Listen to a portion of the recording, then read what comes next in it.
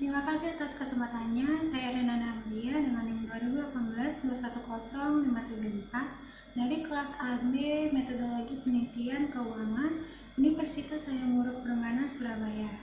Di sini saya akan mempresentasikan proposal metodologi penelitian dengan judul Pengaruh Good Corporate Governance dan Ukuran Perusahaan Terhadap Harga Saham Industri Food and Beverage yang terdaftar dalam BI pada tahun 2017 hingga 2019. Pelaksanaan Good Corporate Governance menjadi isu yang menarik perhatian para ekonom dan juga para pelaku bisnis di Indonesia sejak terjadinya krisis finansial yang melanda Asia pada tahun 1997 hingga 1998. Nah, Good Corporate Governance ini juga menjadi dasar dalam melakukan pengelolaan internal perusahaan di kerangka konseptual.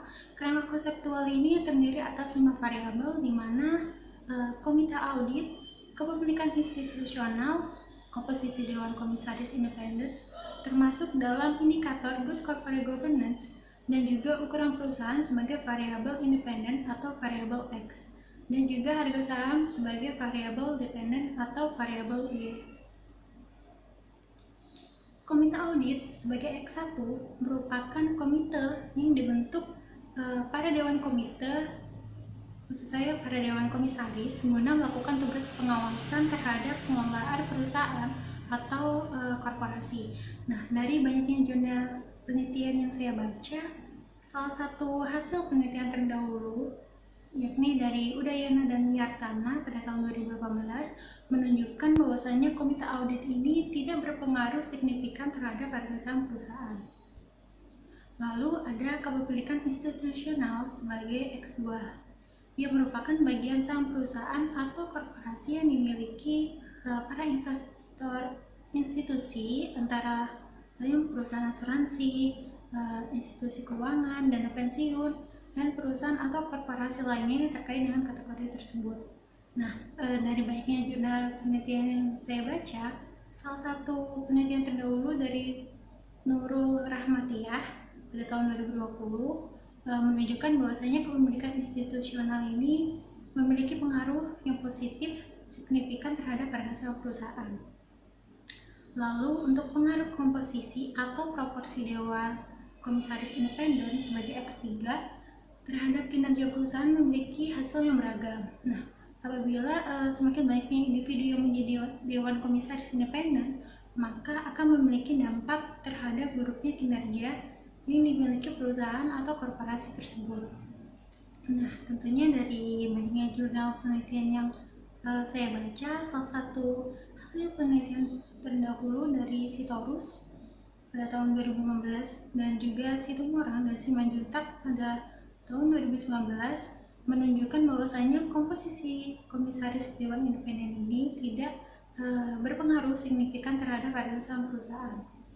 Lalu untuk ukuran perusahaan atau firm size sebagai X4 menjadi skala yang dapat diklarifikasikan besar atau kecilnya perusahaan dengan melakukan cara antara lain total aktiva, nilai pasar saham, lot size, dan lain-lain. Oleh karena itu, ukuran perusahaan ini dianggap mampu mempengaruhi nilai perusahaan. Lalu yang terakhir adalah harga saham sebagai Y, yang merupakan nilai saham yang telah ditentukan oleh kekuatan penawaran jual dan atau beli saham pada mekanisme pasar tertentu, yang mana adalah harga jual dari investor yang satu ke investor lainnya. Nah, harga saham di sini yang digunakan dalam proposal penelitian ini adalah harga pasar saham perusahaan pada penentukan akhir tahun yang diukur dengan nilai mata uang rupiah selama periode 2017 hingga 2019. Selanjutnya yakni mengenai variabel penelitian, di mana komite audit itu berperan sangat penting bagi pengelolaan perusahaan atau korporasi dan menyatakan jika manajemen perusahaan atau korporasi memiliki kurang dari 100% saham biasa milik perusahaan atau korporasi, maka konflik dalam hubungan internal akan berpotensi sangat besar. Nah, untuk perhitungan komite audit sendiri dapat menggunakan rumus komite audit sama dengan sigma komite audit independen dibagi sigma seluruh komisaris dikali dengan 100%. Lalu yang kedua adalah kepemilikan institusional yang merupakan bagian saham perusahaan atau korporasi yang dimiliki para investor institusi antara lain perusahaan asuransi, institusi keuangan, dana pensiun, dan perusahaan atau korporasi lainnya yang terkait dengan hal tersebut. Nah, untuk kepemilikan institusional sendiri dapat menggunakan rumus kepemilikan institusional sama dengan sigma saham yang dimiliki institusional dibagi dengan saham yang beredar dikali dengan 100%. Lalu yang ketiga adalah pengaruh dari komposisi atau proporsi Dewan Komisaris Independen yang mana di dalam suatu perusahaan atau korporasi diharapkan dapat melakukan pengawasan secara lebih efektif terhadap manajer perusahaan atau korporasi yang akan meningkat pula. Untuk perhitungan komposisi Dewan Komisaris sendiri dapat menggunakan rumus komisaris independen sama dengan sigma komisaris independen dibagi dengan sigma seluruh komisaris dikali dengan 100%. Lalu untuk ukuran perusahaan atau komisaris ini menjadi skala yang dapat diklarifikasikan besar atau kecilnya perusahaan dengan melakukan cara antara lain dengan menghitung total aktifan, nilai pasar saham, lot size, dan lain-lain. Nah, oleh karena itu ukuran perusahaan ini dianggap mampu untuk mempengaruhi nilai perusahaan. Ukuran perusahaan sendiri dapat menggunakan rumus size sama dengan LN atau dalam kurung total aset.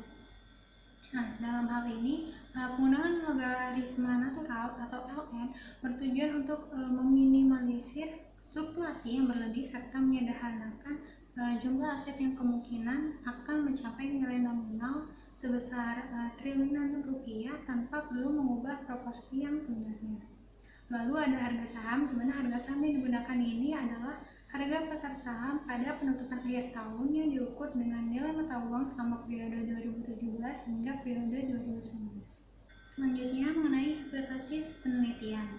Nah, dalam penelitian ini terdiri dari beberapa hipotesis penelitian yang digunakan sebagai acuan awal pada penelitian yang didasarkan atas teori dan penelitian terdahulu, antara lain sebagai berikut. H1 atau komite audit tidak berpengaruh terhadap harga saham perusahaan pada perusahaan manufaktur subsektor food and beverage yang terdaftar di BI. Lalu untuk H2 yakni kepemilikan institusional yang berpengaruh terhadap harga saham perusahaan pada manufaktur subsektor food and beverage yang terdaftar dalam BI. Lalu H3 merupakan komposisi Dewan Komisaris Independen yang tidak berpengaruh terhadap harga saham perusahaan pada perusahaan manufaktur subsektor food and beverage yang terdaftar di BI. Lalu H4 yakni ukuran perusahaan yang berpengaruh terhadap harga saham perusahaan pada perusahaan manufaktur subsektor food and beverage yang terdaftar dalam BI. Selanjutnya adalah mengenai topik sampel, teknik, dan metodologi penelitian, yang mana populasi yang digunakan dalam penelitian ini adalah seluruh perusahaan manufaktur di sektor industri food and beverage yang masuk dan terdaftar dalam Bursa Efek Indonesia atau BI pada tahun 2017 hingga 2019. Sampel diambil dengan menggunakan metode purposive sampling atau metode purposive sampling itu dapat dikatakan sebagai bentuk pengambilan sampel yang dilakukan sesuai dengan tujuan penelitian yang telah ditetapkan. Nah, sampel yang dipilih itu harus mencakup kriteria sebagai berikut. Yang pertama, perusahaan manufaktur sektor industri food and beverage yang terdaftar di Bursa Efek Indonesia pada tahun 2017 hingga 2019. Lalu yang kedua, perusahaan tersebut telah mempublikasikan laporan keuangan tahunan dalam mata uang rupiah yang telah diaudit untuk periode yang berakhir pada tanggal 31 Desember periode 2017 hingga periode 19. Lalu yang ketiga adalah perusahaan tersebut harus memiliki sekurang-kurangnya 3 komponen good corporate governance, yakni komite audit, kepemilikan institusional, dan juga komposisi Dewan Komisaris Independen. Nah, berdasarkan kriteria sampel yang ditetapkan, total perusahaan yang masuk dan terdaftar dalam Bursa Efek Indonesia dari tahun 2017 hingga 2019 sebanyak 26 perusahaan. Hal ini dikarenakan semakin bertambahnya jumlah perusahaan yang mendaftarkan sebagai perusahaan yang menerapkan prinsip Good Corporate Governance atau GCG yang tentunya diharapkan dapat menjadi acuan sebagai perusahaan yang benar dan bersistematika serta mampu menerapkan struktur GCG dalam prosesnya.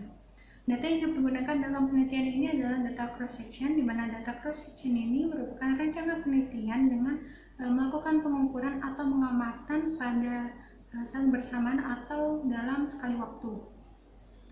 Untuk metode pengumpulan data dalam penelitian ini adalah metode kepustakaan atau dokumentasi. Adapun data-data yang dibutuhkan adalah data harga saham awal, tahun, dan akhir tahun dari perusahaan sektor industri food and beverage selama periode penelitian yakni 2017 hingga 2019. Sedangkan untuk indikator GCG-nya diperoleh dari laporan tahunan perusahaan manufaktur sektor tersebut dari tahun 2017 hingga 2019. Data dalam penelitian ini juga diperoleh melalui BEI atau Bursa Efek Indonesia.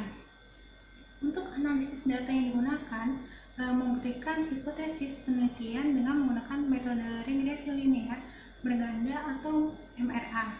Pengujian asumsi klasik dan regresi linear berganda ini dilakukan dengan menggunakan software SPSS versi 26 untuk Windows. Lalu sampel diambil dengan menggunakan teknik purposive sampling, di mana metode purposive sampling ini merupakan sebuah pengambilan sampel yang dilakukan sesuai dengan tujuan penelitian yang telah ditetapkan. Mengenai teknik analisis data, di mana yang pertama adalah analisis deskriptif, di mana uji statistik deskriptif ini bertujuan guna memberikan gambaran atau deskripsi atas suatu data yang diamati dari banyaknya jumlah sampel, nilai minimum, nilai maksimum, nilai rata-rata, dan standar deviasi dari masing-masing variabel. Lalu yang kedua adalah analisis linear berganda atau regresi berganda atau multiple regression yang diterapkan untuk memecahkan kasus yang memiliki satu variabel dependen dengan beberapa variabel independen lainnya. Nah, di dalam penelitian ini persamaan regresi linear berganda dirumuskan sebagai berikut. Ia sama dengan alfa plus beta 1 X1 plus beta 2 X2 plus beta 3 X3 plus beta 4 X4 plus E, di mana Y sama dengan harga saham, alfa sama dengan konstanta, beta 1, beta 2, beta 3, dan beta 4 sama dengan koefisien regresi. Lalu X1 itu sebagai variabel komite audit, X2 sebagai variabel kepemilikan institusional, X3 sebagai variabel komposisi Dewan Komisaris Independen, X4 sebagai variabel perusahaan, dan E sebagai error.